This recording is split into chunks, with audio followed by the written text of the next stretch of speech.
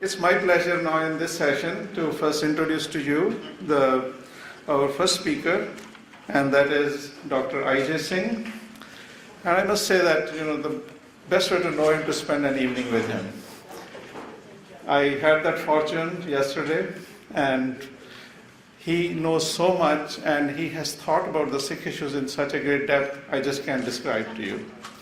He has written 4 very beautiful books on different aspects of Sikhism. These are all of them are collections of essays, and I recommend that you just look up Amazon.com and Dr. I.J. Singh and get those books. I think they are published by the Centennial, some organization in Canada, and they are very, very excellent books to read. Dr. I.J. Singh is a practicing Sikh who has been in United States since the 60s, and he has helped many of the early Sikhs who came here and is helping now also in keeping the identity, fighting for the Sikh rights and all the issues that we are also facing even today. He has a PhD in anatomical sciences and teaches in the New York University in the medical schools, and he is very well sort of after speaker on the Sikh forums as well. So we are really lucky to have him here. He also serves on the editorial advisory boards of Sikh Review and Nishan that are published from New Delhi, and also writes a regular internet column on Sikhi. So he has a lot of writings on the Sikh experience in their diaspora and interfaith issues, and as I mentioned, has authored 4 collections of essays on his journeys as a Sikh in North America. So I welcome him and request him to present his talk, and the subject is Guru Granth and Guru Panth. My best attempt will be to try to save you a couple of minutes of your lunch. So I'll try to do that. Nirvikar Singh called me a distinguished scholar. I think he made, first word is right, distinguished I am, but not for scholarship, but for my ignorance. So you made a slight error, sir. Next time, please correct it. Now, what I'm going to talk about is, we'll take a different stance.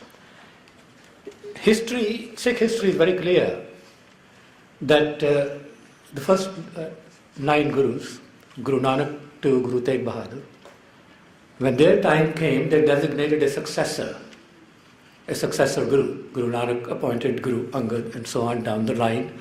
Guru Tegh Bahadur appointed, anointed if you wish, Guru Gobind, well at that time Gobind Rai, who became Gobind Singh later. That's quite clear, clearly established. But then Guru Gobind Singh did not follow that 200-year-old tradition.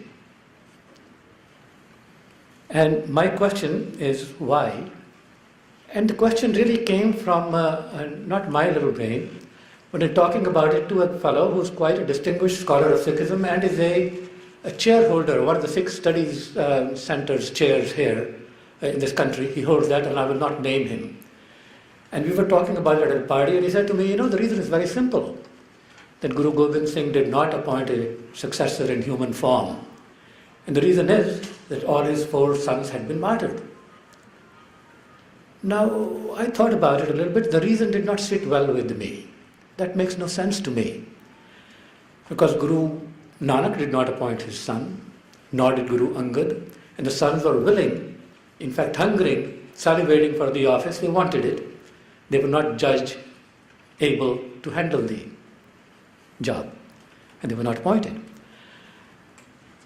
And certainly Guru Gobind Singh could have found another illustrious Sikh to nominate him as the next Guru if he had so wanted.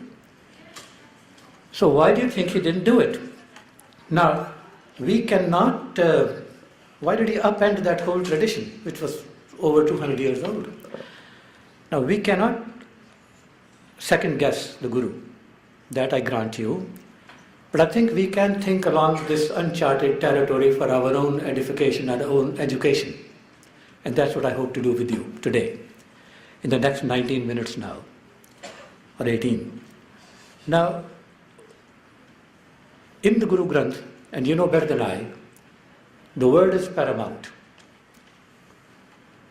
Step into Siddh Gosht methodically, and the word, it is the word that counts, not the flesh and the body or blood of the Guru.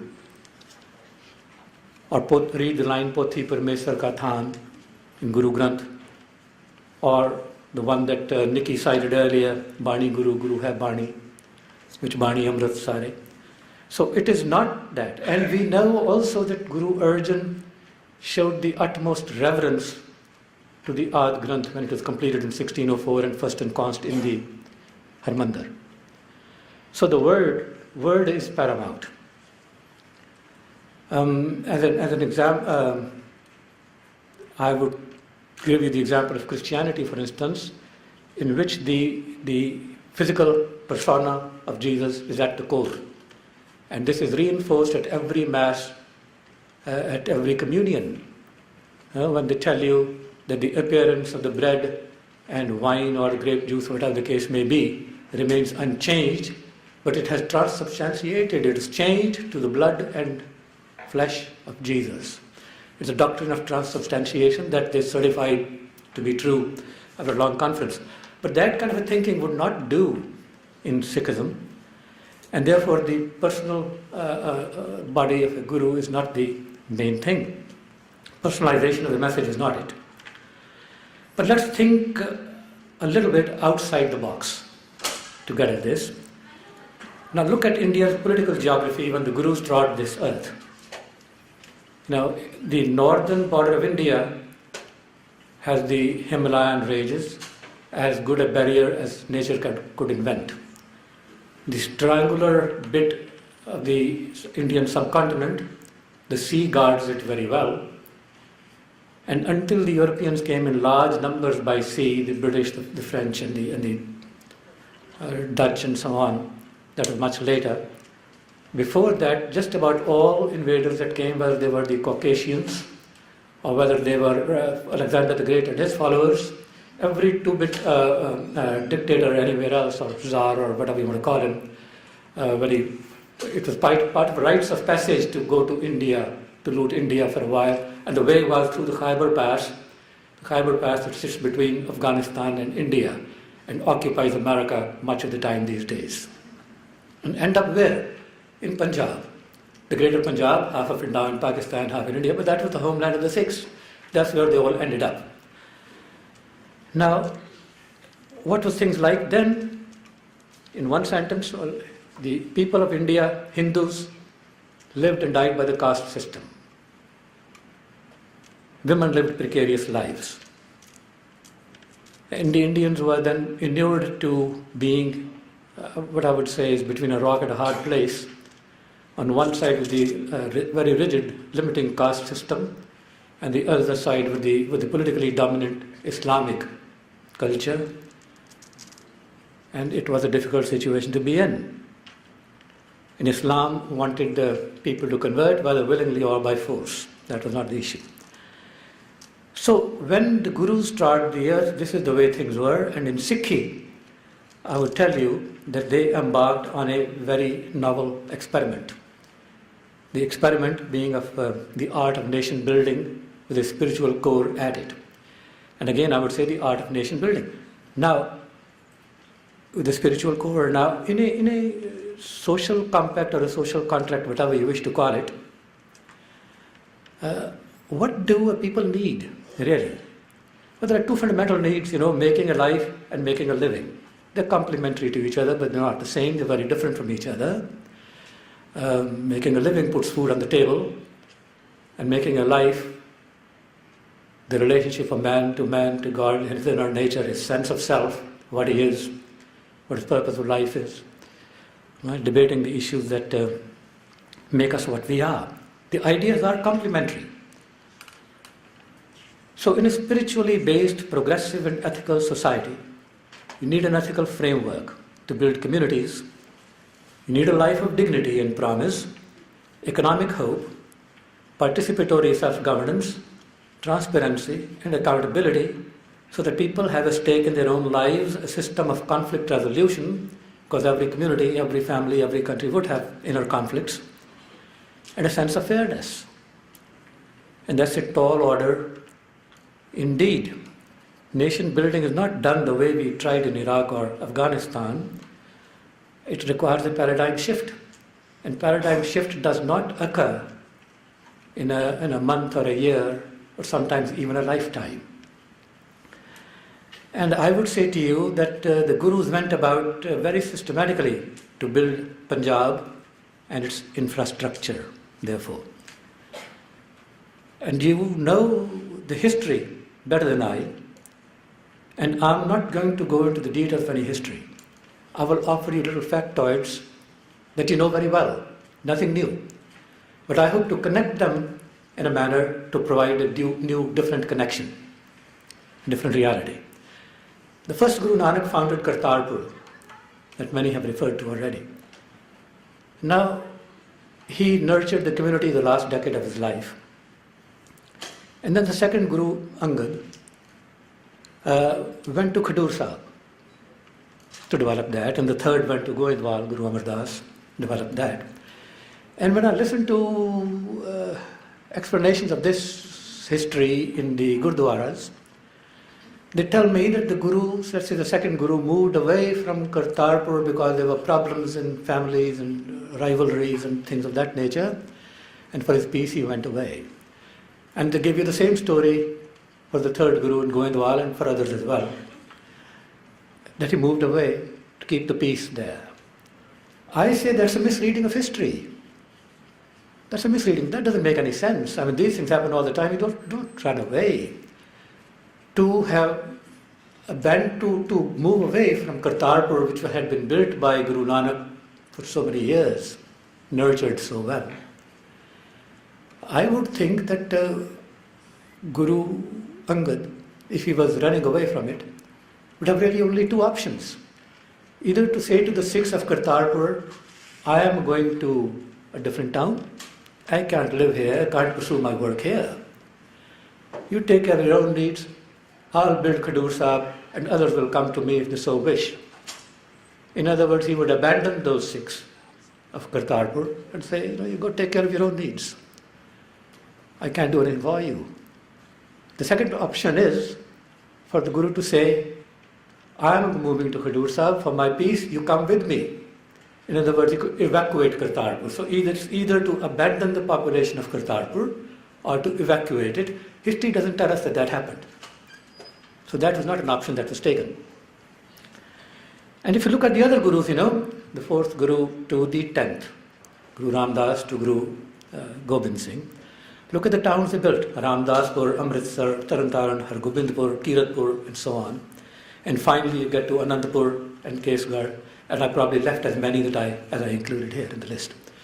The purpose is to tell you that this is how the infrastructure of a Punjab was built. Very consciously, over 10 generations. That's why the paradigm shift takes time. So the infrastructure of Punjab was built that way. He neither abandoned nor did he. But each town, let's say Kartarpur was built, and people came to live there, farmers and traders and so on, I would say, the butcher, the baker, and the candlestick maker. The all kinds of people came. And when it went to Khadur Sahib, the same things happened. Yeah, there are enough butchers, bakers, and candlestick makers to get out to Kesgarh. So the towns became economically progressive and very, very well. This is how the infrastructure was built. Now, when Guru Nanak started the Langar and Pangat, the tradition, that technically destroyed the idea of caste. Now, I earlier listed what people need, and now I'm going to methodically go through what they got. So the idea of caste, that means people who would not normally sit together, ever talk together, learn to break bread together, sit down and talk about their own issues, community issues, how to build common values, how to build a community. That's as revolutionary as you can get. Now, the common values of a community surfaced. They could come together, build bonds, and discuss matters. Now, when you look at Guru Amar Das, beyond the manjis that he built, he did something very revolutionary to this art of nation building. He asked Sikhs to come to see him twice a year, Diwali and Vaisakhi. Now, wouldn't you say that that is like building a national conversation, a model for a national conversation, which in time became the Sarbat Khalsa? Come and talk and build bridges together, and communities together, look at your concerns, find solutions, find workable solutions. Thanks. And that's what he did. Of course, by the time of Guru Arjan, the common teachings, the ethical framework, not the history, the ethical framework that was important, that had been put together in the Adi Granth, which has almost very, very minimal history. It had been collated in 1604 and finalized 100 years later, and that was the Guru Granth. Now, how do you know? How do you ever know that an experiment like this is now successful? How does a gardener know that a plant that he seeded a few years earlier now no longer needs the support or the scaffolding that you normally build for a plant while it's still growing? How do you know? How do you know? How does a parent know that a child's apron strings can be cut and perhaps should be cut? He's matured enough to have an independent existence. And that was the question. How do you know that this community has matured enough to take care of its own needs? And 1699, to me, proved the defining test of how the community had matured to collective decision-making and shared responsibility. I point out a few examples of shared responsibility from our tradition, from some traditional lore that you might challenge the history, and some where the history is fairly clear. Tradition tells us that Chandu, who was a functionary of the Mughal government, the Muslim government, wanted to cement his relationship with Guru Arjan and his family and his house through a marriage. The Guru was not particularly keen on it, but our tradition tells us that the Sangat, the Sikhs, weighed in with their opinion. They weighed in with their opinion. Now, can you imagine a Guru consulting with the Sangat? That he did. So the Sangat had acquired what I would say collective responsibility. That's one proof. When Guru Harkishan nominated Guru Tegh Bahadur, he didn't say Guru Tegh Bahadur, he just said Baba Bakale. That was the message, which means that the next Guru is in the village Bakala. That's all. When Sikhs went there to find this new Guru, what did they find? 22 pretenders. So who really made the decision? The decision was not by Makkan Shah Lubana alone. The decision was a community decision. The Sikhs decided, the Sangat decided that we don't need these 22, that this is Guru Tegh Bahadur. So again, the community has matured, and there's proof of that. When Guru Gobind Singh evacuated Anandapur after his 6-month siege, history suggests that it was a decision made by the Sikhs who accompanied him, who were there. They wanted him to leave. They thought that was the best thing to do, and he acceded to that. When Guru Gobind Singh asked that the first 5 Sikhs, when he first initiated them, then he asked that they initiate him, so that Gobind Rai became Gobind Singh. He, I think, had at that time recognized the community's maturity by asking them to initiate him. In a sense, he was signaling his desire to pass the mantle on to the collective authority of the Khalsa. That was the way I would read it. When Banda Singh Bahadur was deputed to go to Punjab by Guru Gobind Singh, he was given 5 councillors to accompany him. Collective authority, again, very necessary. And then the matter of equality comes in when you look at that very well-known parable of Guru Gobind Singh saluting with his arrow a Muslim mausoleum or a burial ground or something like this. And the Sikhs with him took exception to that. And not only did they take exception to that, they penalized him as well. And he paid the penalty, which to me tells me that the difference between the Guru and the Khalsa had disappeared, and this was a signal that the authority would rest in the Khalsa acting collectively with the spiritual heritage of the Guru Granth as the underpinning. Now, how am I doing? 5 more minutes? No problem, I'll do it in 4. I'll save you a minute for lunch, I promise you that. When we look at the Dora that we recite at the Ardas every day, which says, Agya Bhaiya Kal ki Tabi Chalayo Panth, Sab Sikhan ko Hukum hai, Guru Manyo Granth, Guru Granth Ji Manyo Pargat Guna ki De. And of course we fall into the trap and we look at De as the body of the Guru. And that's obviously not the case. I would translate it as the embodiment of the Shabad. The Shabad was Guru, and that's pretty well established. So the embodiment of the Guru, therefore, is. Now there is another Doira antedating this. I mean, Gyan Singh's Dora that we just cited, that comes from about 1880 or somewhere about that, 19th century, late 19th century work. There's another Dora by Prakash Singh who lived before Gyan Singh. Exactly when it was written is not quite clear. Even by Khan Singh Nabha is not quite sure when it was written. Perhaps Nikki and other historians here and Nirvikar Singh and so on who tell us better, but I don't know. I am not an expert on Sikhi, I am an expert on anatomy. I work in a body shop, as I tell people. Now, Prahlad Singh said that Sab Sikhan ko Hukum hai Guru Manyo Granth, that line he retained. The next line he said, Guru Khalsa Manyo Pargat Guna ki De. In other words, the temporal authority rests in the Khalsa, collective body of the Khalsa, not one person. And as long as it's acting with the spiritual guidance and spiritual authority, the heritage of that is the Guru Granth. And to me, that is something that I can easily embrace.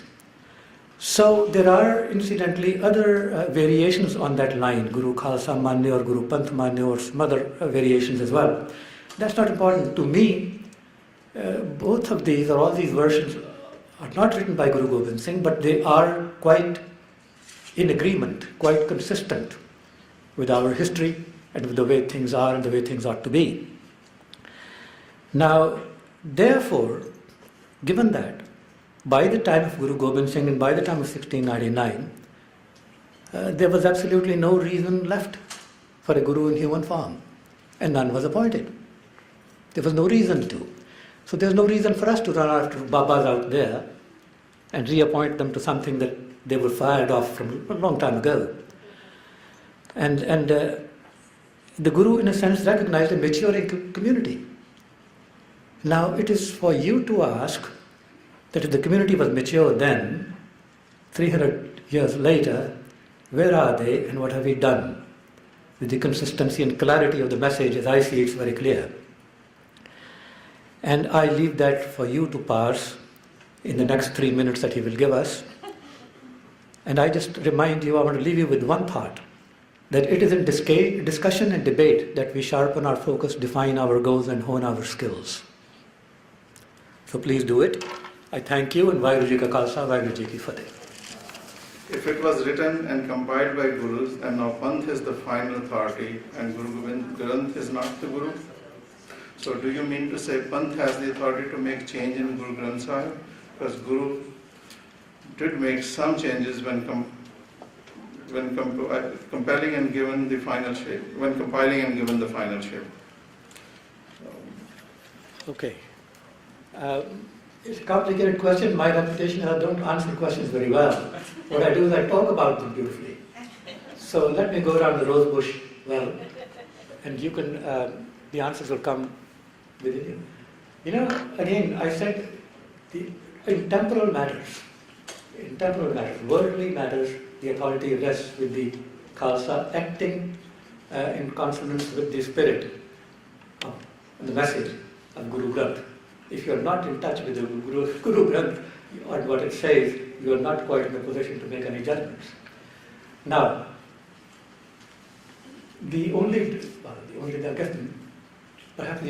certainly the major difference between the Adi Granth and the Guru Granth was that the body of Guru Tegh Bahadur was inserted. And that's about the only difference there is. And the canon was sealed. When it's called Guru Granth in 1708, it was sealed. When the canon is sealed, you don't reopen it. So you don't have the authority to do that. Now, in worldly matters, in the things we do, whether you're going to sit on chairs to eat your langar, or whether you're going to sit on the floor, you don't have to resort to throwing bricks at each other, as we've often done. But that is an authority we have. That we can do. How we relate to other religions, what kind of an interfaith issues do we debate and discuss? How do we look at working at an equal place at the table in a society like this? How do we respond to attacks like Wisconsin? These authorities, this right, not only the right but the obligation we have. But of course, when we sit down to decide significant matters, we start with an ardas, we get connected to the issue. And then if it's a significant enough matter to influence the community, we look to a model like Sarbat Khalsa. Sarbat Khalsa functioned pretty well until 1805. That was Ranjit Singh's time. After that, it died a rapid death. And the reason is very simple. Ranjit Singh, as good a ruler as he was a better ruler than he was a Sikh. And no ruler wants a competing center of power within his own domain. He did not particularly want the Sarbat Khalsa to act autonomously, independently. No king or ruler wants that. And so he diminished it and made it dysfunctional. And of course the British, who came after him, it was in their interest to continue that kind of a policy. And the good government that we have in India now, they are no different. But the onus lies really on us, you and I. Let's not blame the British, and let's not blame Ranjit Singh, let's not blame the Indian government now. What we do is our problem. The bricks we throw at each other, the minor dispute in an election in a Gurdwara, is really our problem. And to change that is our onus. Guru Granth doesn't tell us to change. Guru Granth tells us to sit down with your mind centered, focused on the greater good, as it teaches you, and then work out a solution with the God-given intellect that we all have. That's not the answer to any question, is it? But I promise you that. Does Turki Bani through Guru have bearing on Guru Gobind Singh's decision to end the embodical Guruship and the Dasam Granth issues? Could you address those, please? I can't talk about it. Sure. I can talk about it briefly.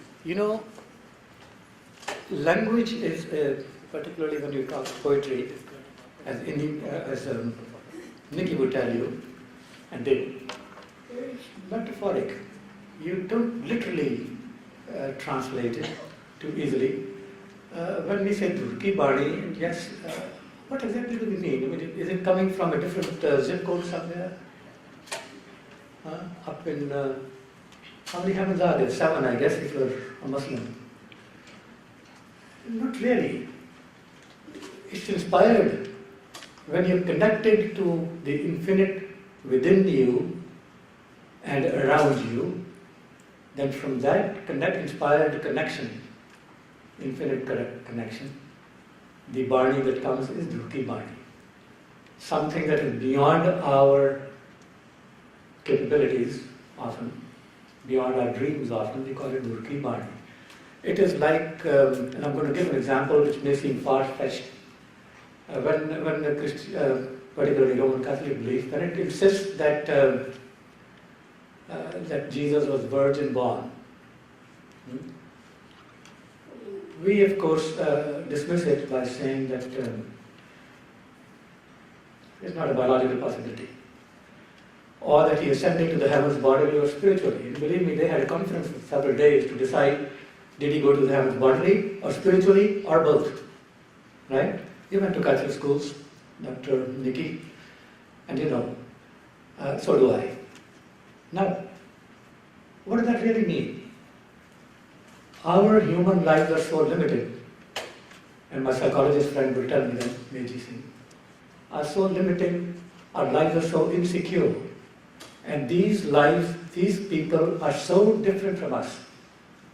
Guru Nanak or Jesus or Buddha, so different from us, that we want to cast them in a way that nothing that's human ever touched them.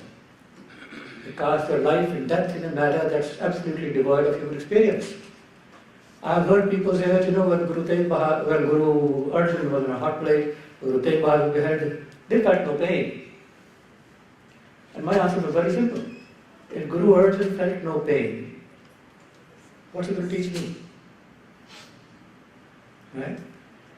They lived the human experience. I'm sure Guru Gobind Singh felt the pain of losing 4 sons, or that better. Sure, his answer was one of courage that have thousands more. That's acceptance. The pain was there. But we want to spare them, we want to move them away from our poor, puny human experience, and we say, it's not nothing. And that doesn't make any sense.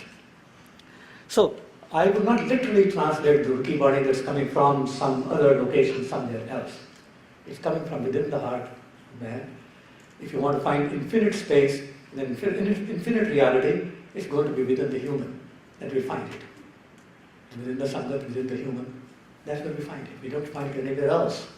Now that's the way I look at it sometimes. And the Utsav Granth issue is a loaded issue.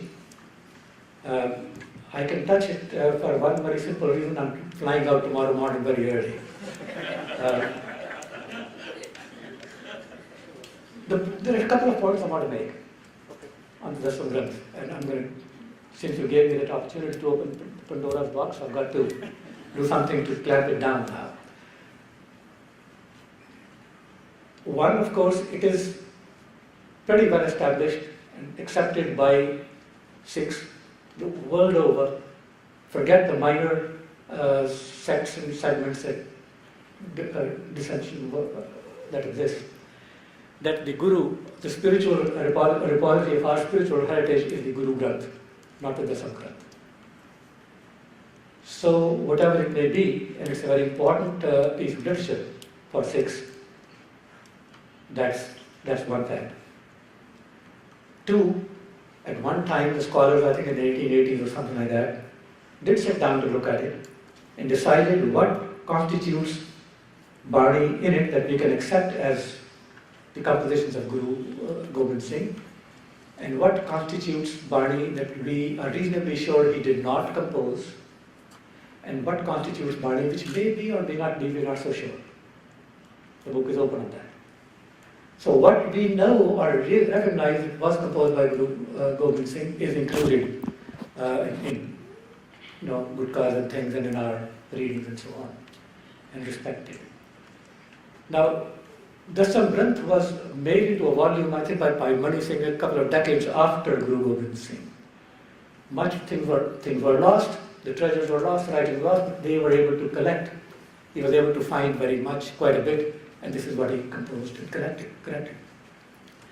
We also know from our tradition and research that there were 52 odd poets in the residence there.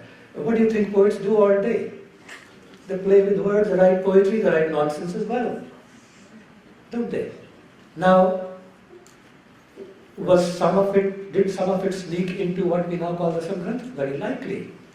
I'll give you very simple, plain examples of my own life, of my own student days when I was both young and foolish, and now I'm no longer young, but the other part remains. And I used to write essays when I was in school, and I did quite well. I won prizes and things.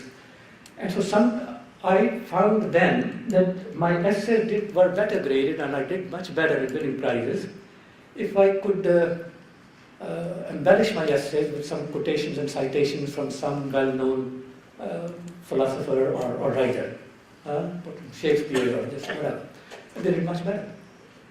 So I would do that. And sometimes nothing would come to mind. And what did I do? I would make up something and put up somebody's name And Nora Welsh said this, who the hell knows who's Nora Welsh? I didn't. And most of the time the teacher didn't know either. And I did pretty well. And I'll give you an example where I played that game and it worked well. George Bernard Shaw said, and truly said, he who can, does. He who cannot, teaches. That's his thing. I added in one essay a third part to it. He who can, does. He who cannot, teaches. He who cannot teach, teaches teachers. Okay, don't be offended with what I did. It sounded clever. It won me a prize. Okay? Now, in that line, partly it is true. Two parts are true. One part is totally false. And I'm saying there may be poems like this in the Dasam Granth as well. But it is literature fundamental to the Sikh history and Sikh presence and so on, and the way of thinking, Sikh way of life. And therefore, it should not be neglected. It should be read as literature, but it is not Guru. Thank you. Did I do it all? Thank you.